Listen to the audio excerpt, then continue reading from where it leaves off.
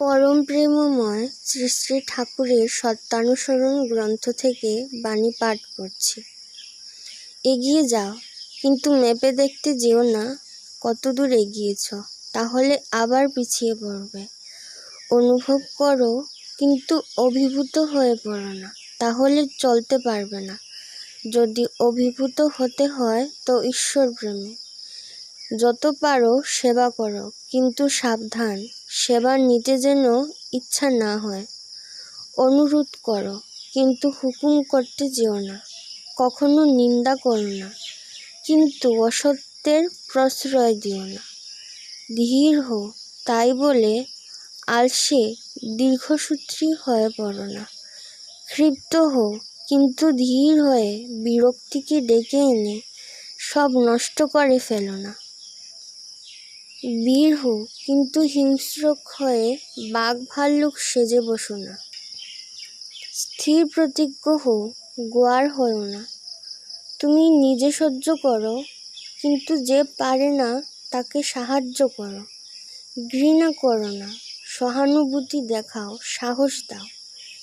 নিজেকে নিজের প্রশংসা দিতে কৃপণ সাজো, কিন্তু অপরের বেলায় দাতা হও। যার উপর ক্রুদ্ধ হয়েছ, আগে তাকে আলিঙ্গন করো।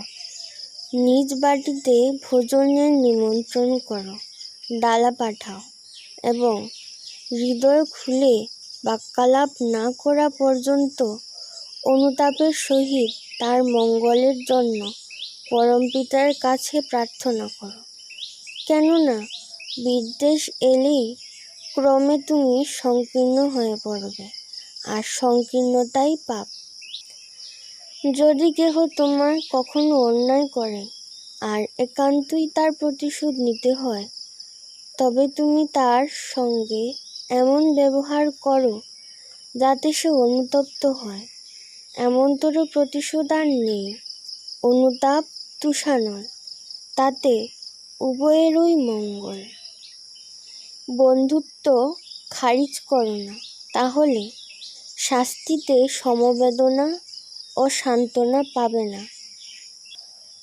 তোমার বন্ধু যদি অসৎ হয় তাকে ত্যাগ করো না, বরং প্রয়োজন হলে তার সঙ্গ বন্ধ করো, কিন্তু অন্তরে শ্রদ্ধা রেখে বিপদে আপদে কায় মনোবাক্যে সাহায্য করো, আর অনুতপ্ত হলে আলিঙ্গন করো।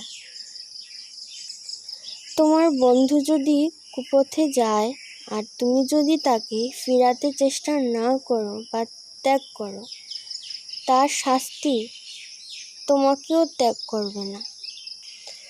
বন্ধুর কুৎসা রটিও না, বা কোনো প্রকারে অন্যের কাছে নিন্দা করো না, কিন্তু তাই বলে তার নিকট তার কোনো মন্দের প্রশ্রয় দিও না।